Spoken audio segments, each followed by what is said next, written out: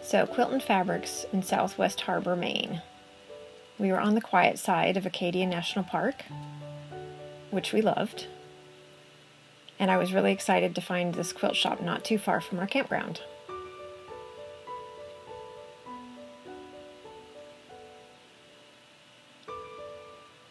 The owner was friendly and nice, of course, and they had a lovely selection of fabrics.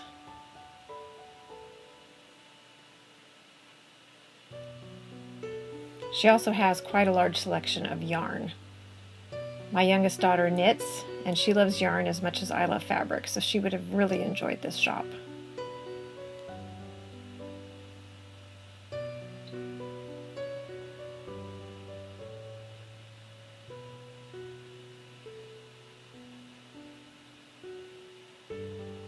We actually visited this shop twice. She had some fabric that she thought would be perfect for my Maine fabric, and she was expecting it shortly. And so we came back hoping it would be in. It hadn't arrived, so we chose a different one.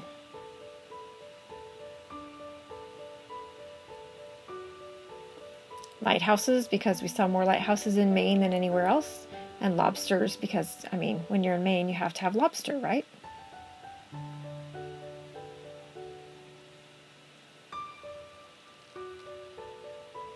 As we traveled down the coast to New Hampshire, we stopped at this little shop. The entryway was quite different, on a little side here, and then you go down the stairs and into the shop. But it was really cute.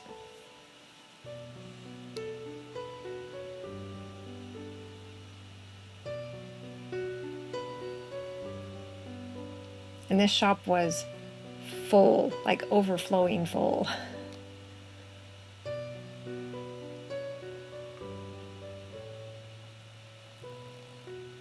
I think one of the most fun things about this shop was there were a lot of unique projects hanging up that they had kits for and things, but they were projects I hadn't seen elsewhere. But she has tons of fabric, lots of supplies. They had a class going on there at the same time. They sell machines, and they were showing someone how to use one.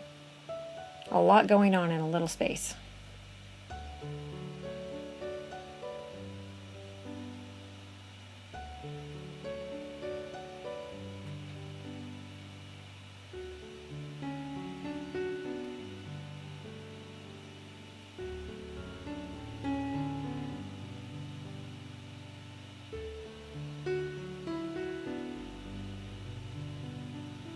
I think there were a number of things that I didn't even see because I was so busy looking at the fabrics, because I don't remember seeing these cute little machines up here.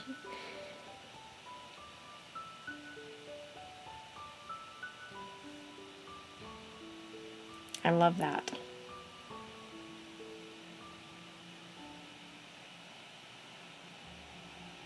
Lots of embroidery, machine embroidery. It's beautiful, beautiful stuff.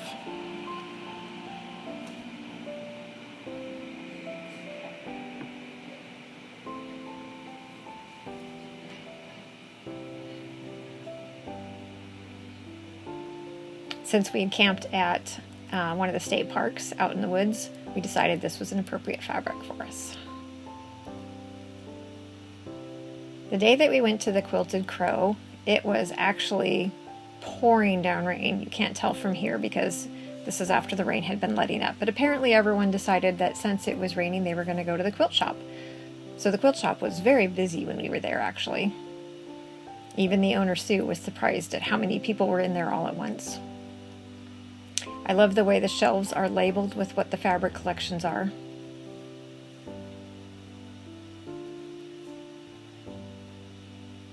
I love that they have a section for pincushions.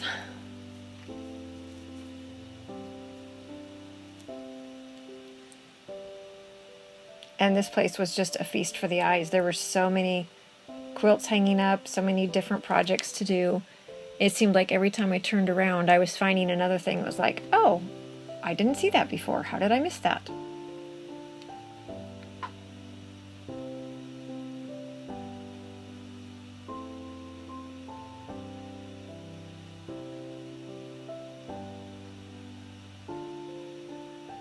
This is the sort of place that probably would be very dangerous to live close to.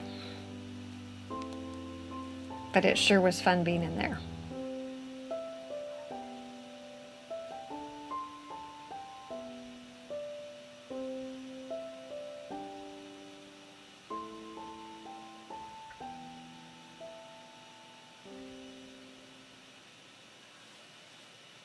She had a huge selection of wool fabrics, wool projects, different kinds of threads, little accessories.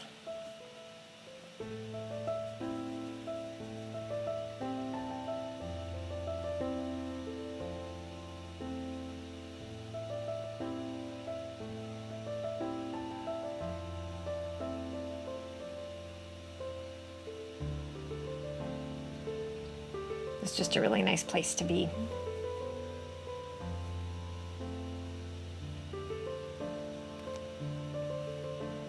We wanted something with tall masted ships because we were going to visit the USS Constitution. And the map has a little Mayflower. It's the Coming to America. When we were in Vermont, we actually missed going to the shop that we were supposed to. When we had originally planned the trip, I had actually found this quilt store, but it wasn't anywhere near our route, so I was sad that we weren't going to be able to come. Since we ended up circling back around to hit Vermont, when Keith was looking for a spot, he found this shop, and we decided that it was fate. NortonHouseQuilting, the building was built in 1760. So there's a lot of history in this building, which makes that cool and interesting in the first place. And then the shop was actually started by Emily's grandmother. So this is a third generation owner. And I think that history makes it extra cool too.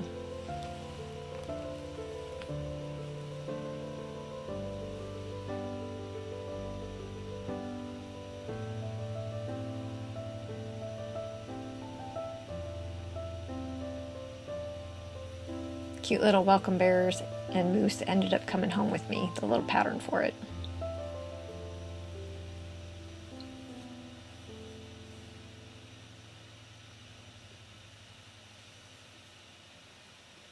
We had fun chatting with Emily. We also visited the store that her grandfather had started next door, the 1863 shop.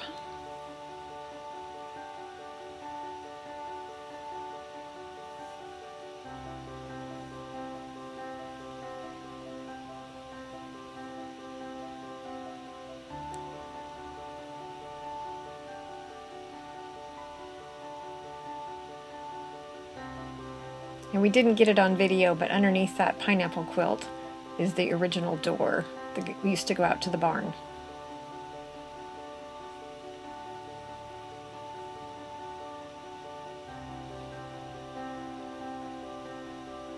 Besides fabrics and patterns and kits, she also had a good selection of embroidery patterns.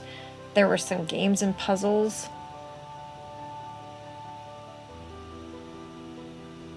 Just a lot of fun things to look at in here.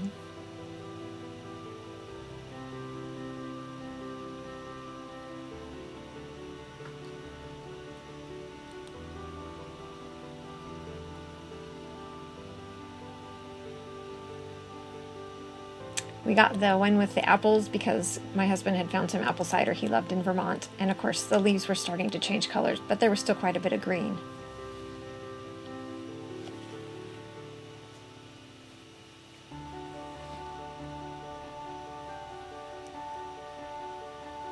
So Nice Fabrics was a lot of fun as well. The owner, Elaine, has a story about how buttons keep intersecting with her life. If you visit the shop, you'll have to have her tell you the story. But you'll see here in a moment that there are a ton of buttons in the shop, more buttons than I have seen anywhere else ever, I'm sure.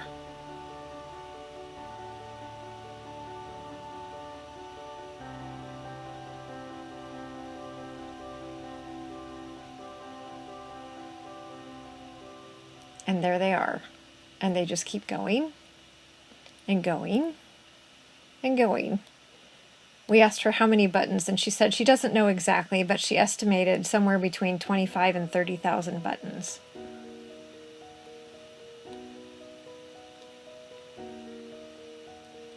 I think that was a neat way to display them.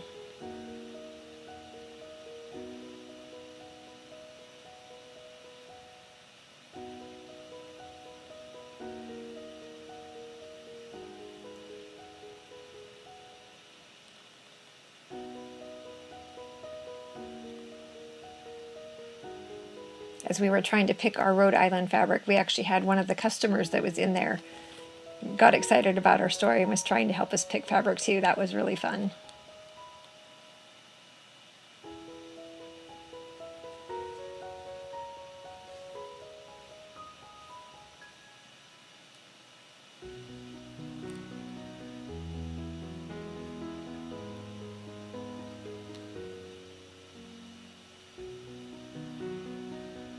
We ended up choosing the anchors because that is, of course, on the Rhode Island license plate. And then we found tall-masted ships. And then I finally got a chance to do some sewing. Obviously, I should have changed my rotary blade before I started.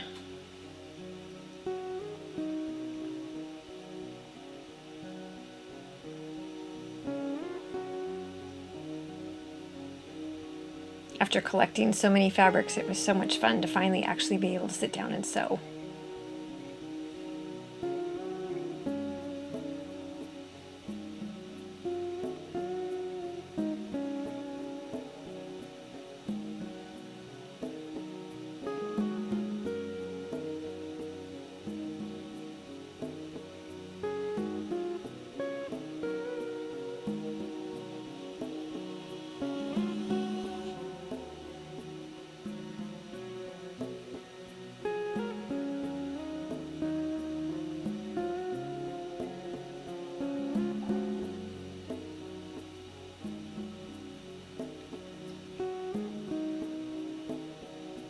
I think I cut out pieces for 4 or 5 blocks so that I could just sit and sew them without having to stop and start cutting again.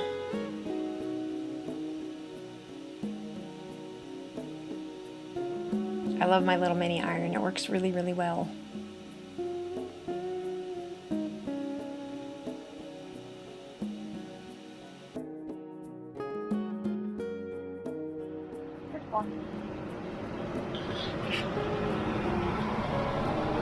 First one of how many?